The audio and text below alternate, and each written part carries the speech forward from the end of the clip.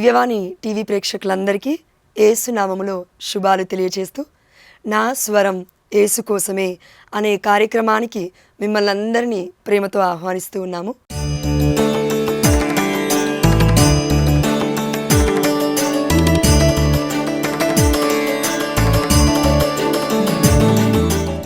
ఈరోజు వాక్య ధ్యానాంశం ఏంటంటే, మనము భాషని నేర్చుకోగలమా, అదేవిధంగా భాషని మార్చగలమా? మళ్ళీ ఒకసారి చెప్తూ ఉన్నాను, మనం భాషని మార్చగలమా, భాషని త్వరగా ఎంత వీలైతే అంత త్వరగా నేర్చుకోగలమా? ఎందుకంటే పరిశుద్ధమైన గ్రంథంలో ఎన్నో వాక్యాలు పరిశుద్ధాత్మ దేవుడు తన బిడ్డల మీదకి రావడం ద్వారా అన్య భాషలలో మాట్లాడిరి అని ఉంది. అదేవిధంగా వారి యొక్క భాషలు కూడా ఒకరికి అర్థం కాలేదు అని కూడా ఉంది. అయితే ఎక్కడా అని వాక్య ధ్యానాంశంలోకి మనం వెళ్తే, ఆదికాండము 11వ అధ్యాయము 1 నుండి 9 వచనాలు ఈరోజు మనం ధ్యానించబోతూ ఉన్నాము. ఇక్కడ బాబేలు గోపురం అని ఉంది. ఈ యొక్క గోపురాన్ని కట్టక ముందు ఏం జరిగింది అంటే, అప్పటి వరకు నోవా కాలం ఉంది. మనందరికీ తెలుసు నోవా జీవితం ఎలా ఉంది. నోవా ఒక గొప్ప నీతిమంతుడని, దేవుడు పిలుచుకున్నాడని, నోవాని ఓడ కట్టమన్నాడని. అందరము ఈ లోకంలో జీవిస్తున్న వాళ్ళ ఆలోచనలు ఎలా ఉంటాయంటే, దేవుడు ఏదైనా చెప్పాడనుకోండి తన స్వరం ద్వారా, ఇది సాధ్యపడుతుందా, ఇది నేనెందుకు చేయాలి అని అనుకుంటూ ఉంటాము. ఎందుకంటే అండి, నోవా గారు ఆనాడు దేవుడు పిలిచినప్పుడు, ఇదిగో ఇలా చెప్తున్నాడు దేవుడైన యావే, నీవు ఓడని కట్టు అని ఒక్కటే మాట. దేవుడి స్వరం విన్నాడు, ఓడ కట్టడం ప్రారంభించాడు. దేవుడు కొలతల్ని కూడా చెప్తున్నాడు. ఈ సమయంలో ఒకవేళ నోవా ఓడ కట్టకుండా నేను ఎందుకు చేయాలి, అసలు ఇక్కడ జలప్రలయమే లేదు, వానరే రావట్లేవు, నేను ఎలా నమ్మాలి అని తన ఇంటలెక్ట్ పైన, అంటే తన యొక్క మానవ వివేకము పైన, తన యొక్క బుద్ధి పైన తను ఆధారపడకుండా దేవుడి స్వరాన్ని విని పనిని స్టార్ట్ చేశాడు. అయితే మనం అందరం కూడా ఇక్కడ గుర్తుపెట్టుకోవాల్సింది ఒకటి ఉంది. నోవాకి ఎన్ని సంవత్సరాలు పట్టింది అనుకుంటున్నారు ఓడ కట్టడానికి? 64 నుండి 84 సంవత్సరాలు పట్టింది అని చరిత్ర చెప్తుంది. అదేవిధంగా అబ్రహాం చూడండి, దేవుడు వాగ్దానం ఇచ్చాడు, నీకు సంతానం ఇస్తాను అని. ఇదిగో అబ్రహాము విశ్వాసుల తండ్రిగా ప్రకటించబడుతూ ఉన్నాడు.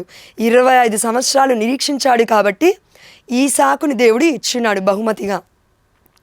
మరి నోవా నీతిమంతుడు, 54 నుండి 84 సంవత్సరాలు వెయిట్ చేస్తూ నోవా ఓడ కడుతూనే ఉన్నాడు, దేవుడి యొక్క స్వరమిని, దేవుడి మాట మీద నమ్మకం ఉంచి. అదేవిధంగా అబ్రహాము కూడా దేవుడి మాట మీద నమ్మకం ఉంచి 25 సంవత్సరాలు నిరీక్షించాడు. మరి ఈ రోజులలో మనం నిరీక్షిస్తున్నామా అనే ప్రశ్న అడుగుతూ, ఇదిగో ఈ సందర్భం తర్వాత వచ్చిన సందర్భం ఏంటంటే బాబేలు గోపురము. ఇక్కడ వీరందరూ ఏం చేస్తున్నారో ఒకసారి చూద్దాము. మొట్టమొదటి వచనము 11వ అధ్యాయము ఆదికాండములో, ఆదికాండము 11వ అధ్యాయం 1వ వచనం నుంచి చదువుదాం. ఒకానొకప్పుడు భూమి మీద జనులందరూ ఒక్క భాషనే మాట్లాడి. చూడండి, ఈ వాక్యము క్లియర్గా సెలవిస్తుంది. ఇక్కడ ఒక్క భాషని మాత్రమే మాట్లాడారు వాళ్ళు. అయితే ఆ భాషలోని మాటలను ఒక రీతిగానే ఉండేటివి. నేను ఇప్పుడు తెలుగు మాట్లాడుతున్నాను, వినేవాళ్ళు తెలుగు వింటున్నారు, అదేవిధంగా తెలుగులో మాట్లాడతారు, అవునా? ఎస్. అక్కడ కూడా వారికి తగ్గట్టుగా ఒక భాష అనేది ఉందంట.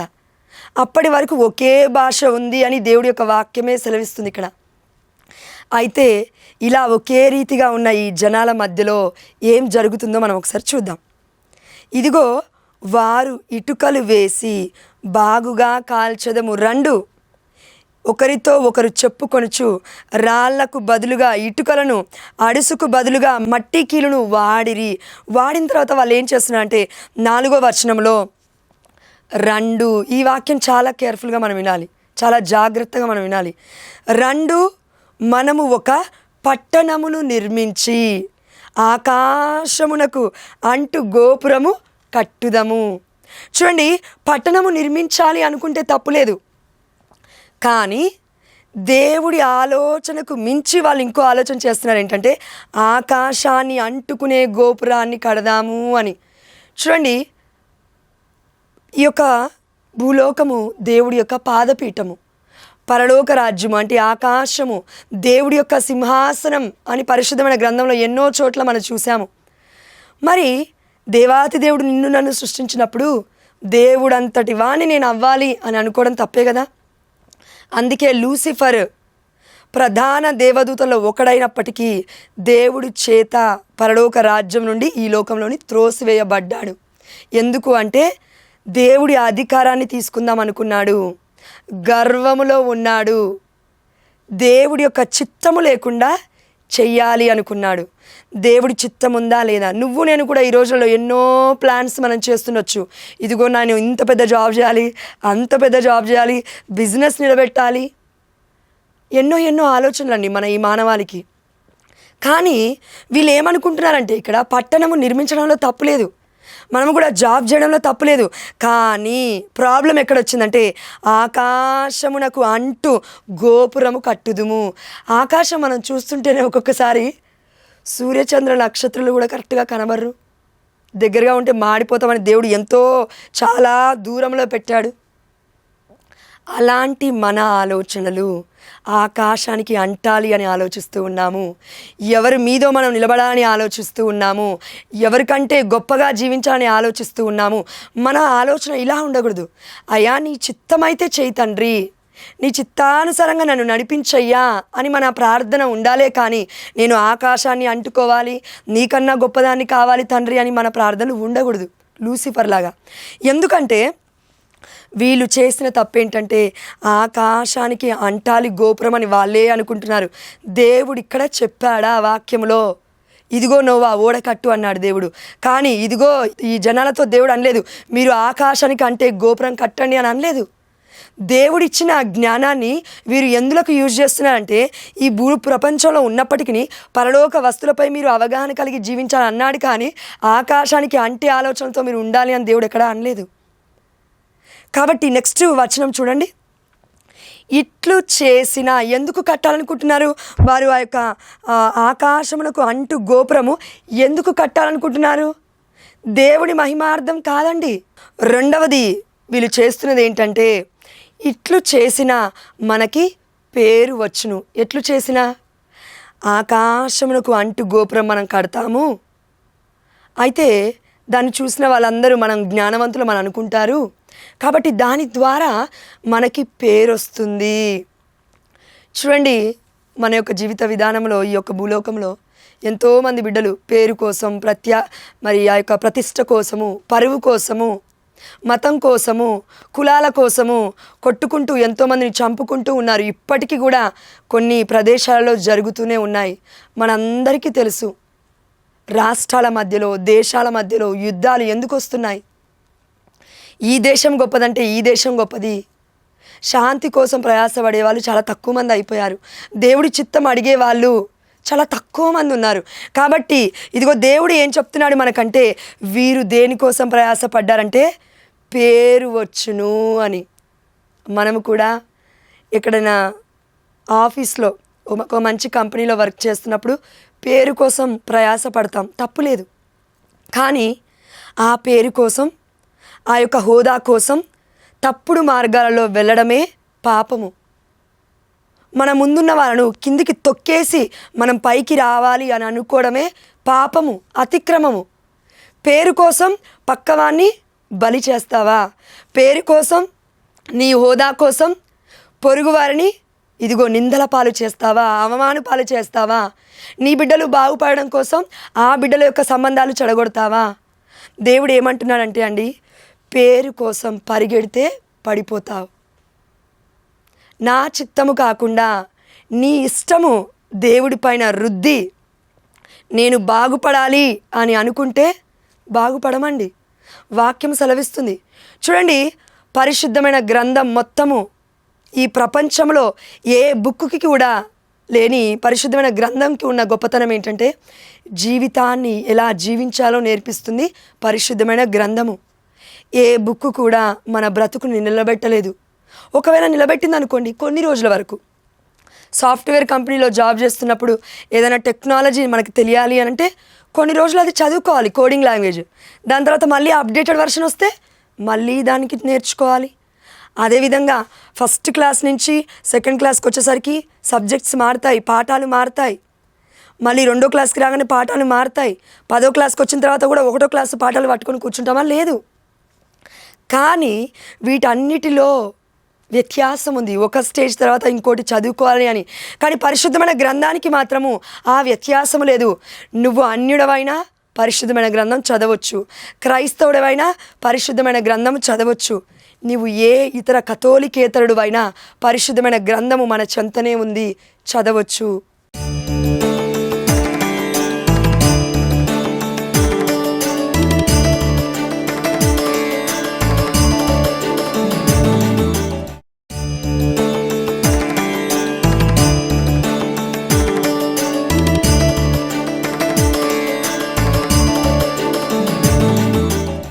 ఆనాడు ఎంతోమంది బిడ్డలు వారి యొక్క జీవితాన్ని కోల్పోయి, ప్రాణాన్ని కోల్పోయి, యేసయ్య తర్వాత ఈ పరిశుద్ధమైన గ్రంథాన్ని మనకి ఇవ్వడానికి బిడ్డలు ఎన్నో ఘోరమైన బలియాగాలకు ఇదిగో వారు లోనయ్యారు. వారి యొక్క శరీరం మొత్తము నరకబడింది. అదేవిధంగా ఆ యొక్క కత్తులతో ఏ విధంగా అయితే పొడిచినారో అసలు వర్ణనాతీతం అండి. రక్తధారలే పరిశుద్ధమైన గ్రంథం మొత్తము కూడా. అయితే మన ఈ దేవాతి దేవుడు మనకిస్తున్న ఈ వాక్యము చదవడానికి మరి మనలో ఎంతమంది ఈ సమయంలో ఆదికాండము 11వ అధ్యాయము తీసి నాతో పాటు చదువుతున్నారండి? మీ మనస్సు మీద చేయబెట్టుకొని మీరు ఒకసారి ప్రశ్నించుకోండి. ఎన్ని రోజులు దేవుడికి మనకి ఈ యొక్క దూరము? దేవుడు మనకి దగ్గరగా ఉన్నాడు, కానీ మనం దేవుడికి దూరం అయిపోతూ ఉన్నాము. ఎందుకంటే బైబిల్ అంటేనే వాక్యము, వాక్యం అంటేనే దేవుడు. దేవుణ్ణి మనము దగ్గరికి తీసుకోవట్లేదు. దేవుడు నాతో ఉన్నాడు అని వాక్యాన్ని మనం మొయ్యట్లేము. పరిశుద్ధమైన గ్రంథాన్ని మనం ఇంట్లో పెట్టుకున్నాము, అటకల మీద సెల్ఫ్ల మీద పెట్టుకొని దుమ్ము దులుపుతున్నాము. మనం చర్చ్కి వెళ్తే కూడా మరి దేవుడి యొక్క సన్నిధికి వెళ్ళినప్పుడు కూడా గురువులు ఎన్నోసార్లు యాజకులు మనకి చెప్తున్నప్పటికీ కూడా మనము పరిశుద్ధమైన గ్రంథము తెరిచి చదవము. ఈ పరిశుద్ధమైన గ్రంథము చేయడానికి మనకి అందించడానికి ఎంతోమంది బిడ్డలు చనిపోయారండి. వారి సమాధుల పైన మనం నిలబడ్డాం, ఇప్పుడు వారి అస్థికల పైన మనం నిలబడ్డాము. మన కన్నతల్లి అయిన కథోలిక శ్రీసభ ఇప్పటికీ కూడా ప్రయాస పడుతూనే ఉంది సత్యాన్ని కాపాడడానికి. సత్యమైన బోధనలు పరిశుద్ధమైన గ్రంథంలో ఉన్నాయి. మరి ఈ బైబిల్ని చదవకపోతే ఎలా? ఇదిగో బాబేలు గోపురం కడుతున్నా కూడా ఈ యొక్క జనాలు చేసింది కూడా ఇదే తప్పు. వాక్యం వినట్లేరు, దేవుడి స్వరం వినట్లేరు, దేవుడి చిత్తమేంటో అడగట్లేరు, వారికి ఇష్టం వచ్చినట్టుగా చేస్తూ ఉన్నారు. మాకు దేవుడితో ఏంటి సంబంధం? మాకు పేరు కావాలి. చూడండి, పేరు లేకపోతే నిన్ను నన్ను గుర్తుపట్టరు. బయటికి వెళ్తే మనల్ని చూడగానే ఏమడుగుతారండి? నీకెంత ఆస్తుంది అని అడగరండి. ఏమడుగుతారు? నీ పేరేంటి అని అడుగుతారు మొట్టమొదటిగా. దేవుడు కూడా మనల్ని అందరినంట పేరు పెట్టి పిలుచుకున్నాడంట. మన పేరుని తన యొక్క హస్తములో లిఖించుకున్నాడంట, చెక్కుకున్నాడు అని ఉంటుంది వాక్యంలో క్లియర్గా. నీ మాతృ గర్భమున నీవు రూపొందక మునిపే నేను నిన్ను ఎన్నుకొంటిని అని ఇర్మియా గ్రంథము 1వ అధ్యాయం 5వ వచనంలో మనం చూసాము. యెషయా గ్రంథము 43 లేదంటే 49వ అధ్యాయంలో మనం చూసాము. దేవుడు తన యొక్క మన తల్లిదండ్రులు ఎలా అంటే, యెషయా గ్రంథం 49వ అధ్యాయం అనుకుంటా అండి, తన తల్లి తను జన్మనిచ్చిన పసికందునైనా మర్చునేమో కానీ నేను నిన్ను మరువను బిడ్డా అని. అందుకే మన దేవుడు మనకేం చెప్తున్నా అంటే, ఆకాశము ఎత్తుకి వెళ్ళడానికి ప్రయాసపడకు, పేరు ప్రతిష్టల కోసం, కులాల కోసం, మతాల కోసం గొడవలకి ముందుకి వెళ్ళకు. దేవుడు ఏమంటున్నా అంటే, నెక్స్ట్ వచనం చూడండి. వీరు ఏమనుకుంటున్నారు అంటే, ఆకాశము అంటూ గోపురము కట్టుదము, ఇట్లు చేసిన మనకి పేరు వచ్చును. ఈ రోజున నీకు నాకు ఐడెంటిటీ ఏంటి? గుర్తింపు ఏంటి? ప్రియమైన బిడ్డ, నేను ఎవరైనా చూడగానే ఏం జాబ్ చేస్తున్నావు అంటారు. పేరు అడిగిన తర్వాత ఏం చేస్తున్నావు అని అడుగుతారు, ఎక్కడి నుండి అని అడుగుతారు. అయితే మన దేవుడి యొక్క మూలాలు మన తండ్రి మనల్ని సృష్టించనిదే మనం ఇప్పుడు ఉండేవాళ్ళము కాదు. నీ మూలము పరిశుద్ధమైన గ్రంథము దేవుడై ఉండాలి. నీ పేరు ప్రతిష్ట పరిశుద్ధమైన గ్రంథంలో దేవుడు చెప్తున్నాడు, నీ పట్ల నాకు చిత్తం ఉంది అని. ఆ చిత్తమై ఉండాలి. ఆ చిత్తాన్ని తెలుసుకోవడానికి మనం జీవించగలగాలి. ఆ చిత్త ప్రకారమే మనం నడవగలగాలి. ఇదండి పేరంటే, ఇదండి ప్రతిష్ట అంటే. అంతేగాని ఈ లోకంలో ఒక పేరు వచ్చిందనుకోండి, ఈ రోజున ఒక 10th క్లాస్లో మంచి మార్క్స్తో పాస్ అయ్యామనుకోండి, 1 సంవత్సరం గుర్తుపెట్టుకుంటారు. కొన్ని సంవత్సరాలు గడిచిపోయాయి, గుర్తుండము. 1000 సంవత్సరాలు గడిచిపోయాయి, ఎవరో కూడా తెలీదు. కానీ చూడండి, ఇక్కడ బాబేలు గోపురము ఇప్పటికీ కూడా పరిశుద్ధమైన గ్రంథం ప్రకటిస్తూ ఉంది. కానీ బాబేలు గోపురం కట్టిన వ్యక్తుల పేర్లు మాత్రం ఇక్కడ లిఖింపబడి లేదు. కానీ కొత్త నిబంధనకు వచ్చేసరికి యేసయ్య పేరు పెట్టి పిలుచుకున్నాడు అపోస్తలులని. పేతురు, యాకోబు, యోహాను 12 మందిని పిలిచాడు. ప్రపంచమంతటా కూడా మరి ఇప్పటికీ 2000 సంవత్సరాలు అవుతున్నప్పటికీ కూడా ప్రపంచమంతా మారుమ్రోగుతుంది అపోస్తలుల పేర్లు. దాని తర్వాత కరెక్ట్గా మాట్లాడాలంటే Peter is the first Pope in the world. అవునా? ఎస్. ఇప్పుడు మనం కన్నతల్లి అయిన కథోలిక శ్రీ సభలో రీసెంట్గా పోపుని కూడా ఎన్నుకున్నారు. అవునా? ఎస్. చూడండి, పోపు స్థానంలో ఎవరొస్తారు? ఇదండి పేరంటే. దేవుడు నిర్ణయించిన సంఘము, దేవుడు నిర్ణయించిన స్థలము, దేవుడు నిర్ణయించిన అధికారము, దేవుడి చిత్తము చేస్తున్న బిడ్డల యొక్క పేర్లు తరతరాలు అలా ఉండిపోతాయి. ఎందుకంటే మరియ తల్లి గురించి చూడండి, పరిశుద్ధమైన గ్రంథంలో తరతరాలు ఇక నన్ను ధన్యురాలని పిలుస్తారు. ఎంతోమంది బిడ్డలు మరియ తల్లి మీద నెగిటివ్ మాటలు కక్కుతున్నప్పటికీ సాతాను సంతానం వలె చూడండి, దేవుడి సంతానమైన మనమందరము మరియ తల్లి గురించి ఇప్పటికీ కూడా మాట్లాడుతున్నాము. అదండి గొప్పతనం. పేరంటే అది. కన్నతల్లి అయిన కథోలిక శ్రీసభ మనకేం చెప్తుందంటే, పరిశుద్ధమైన గ్రంథంలో మన పేర్లు ఉన్నాయా? అనేక మంది ప్రవక్తల పేర్లు ఉన్నాయి, కానీ మన పేర్లు ఎక్కడ ఉండాలి అంటే జీవ గ్రంథంలో ఉండాలి. ప్రియమైన బిడ్డ, జీవ గ్రంథంలో మన పేర్లు ఉండాలి అంటే మనం జీవిస్తున్న జీవిత విధానము, ఈ పేరు ఈ యొక్క అశాశ్వతమైన భూలోక వస్తువుల పైన కాదు, మన యొక్క దృష్టి పరలోక వస్తువులపైన ఉండగలగాలి అని దేవుడు చెప్తున్నాడు. అప్పుడు మన పేరు జీవ గ్రంథంలో లిఖించబడితే ఆటోమేటిక్గా దేవుడు అనేకులకు ఆశీర్వకరంగా ఈ భూలోకములో గతించిపోని పేరుగా మనల్ని నిలబెడతాడు. ఎందుకంటే మరియ తల్లిని ఏమన్నామండి? మరియా. దేవుడి తల్లి పేరేంటంటే ఏమంటున్నామంటే మరియమ్మ. అపోస్తుల పేర్లు అంటే ఏం చెప్తున్నామంటే 12 మంది పేర్లు. మొట్టమొదటి ఎవరు అని అడుగుతుంటే ఏం చెప్తున్నామండి? పేతురు. ఇప్పుడు 266వ పోపు ఎవరండి? చనిపోయిన మొన్న రీసెంట్గా చనిపోయిన మన ఆధ్యాత్మికమైన తండ్రి పోప్ ఫ్రాన్సిస్ గారు. ఇప్పుడు రాబోతున్న పోపు, వచ్చిన పోపు 267వ పోపు. 267 పోప్స్ నేమ్స్ కూడా హిస్టరీ చెప్తుందంటే దేవుడు ఇచ్చిన పేరు ఎవరు కూడా తీసివేయలేరు. దేవుడు మనకిచ్చాడు తన కృప చొప్పున ఆ పేరును ఎవరు దొంగిలించలేరు. కానీ నీవును నేనును ఈ లోకంలో వేరే వారి యొక్క పేరును, వేరే వారి యొక్క ప్రఖ్యాతిని, వేరే వారి యొక్క హోదాన్ని దొంగిలించాలని చూస్తే ఉండదండి ఆ పేరు. కాబట్టి దేవుడు చెప్తూ ఉన్నాడు, ఇక్కడ వాక్యంలో సెలవిస్తున్నాడు. చూడండి, నెక్స్ట్ వచనము. పేరు దగ్గర ఆగాం మనం. ఇదంతా ఇప్పుడు పేరు కోసం ప్రయాసపడకు, పడిపోతావు. పరిశుద్ధమైన మన దేవుడి యొక్క చిత్తము చేయడానికి ప్రయాసపడు. దేవుడే నీకు పేరు పెట్టి పిలుస్తున్నాడు. ఇదిగో పేరుని లిఖిస్తాడు జీవ గ్రంథంలో అని మర్చిపోదు. ఈ పరిశుద్ధమైన గ్రంథంలో మన పేర్లు ఉండకపోవచ్చు, కానీ జీవ గ్రంథంలో తప్పకుండా మన పేర్లు ఉంటాయి. మనం జీవిస్తున్న జీవిత విధానము ఈ బాబేలు గోపురంలో ఉన్న వ్యక్తుల వలె కాకుండా అపోస్తుల వలె మనం జీవించగలగాలి అని దేవుడు చెప్తూ ఉన్నాడు. శిష్యుల వలె మనం జీవించగలగాలి అని దేవుడు చెప్తూ ఉన్నాడు. అదేవిధంగా మనము భూమి అందంతటా చెల్లా చెదరైపోము అని వారు అనుకొనిరి.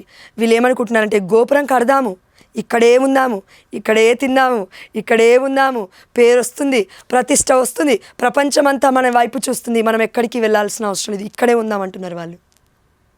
చూడండి, ఇక్కడే ఉందామేంటి? చనిపోతావు కదా కొన్ని సంవత్సరాలకి. మనం అల్పజీవులం కదా, ఇక్కడ ఎన్ని రోజులు ఉంటాం మనం?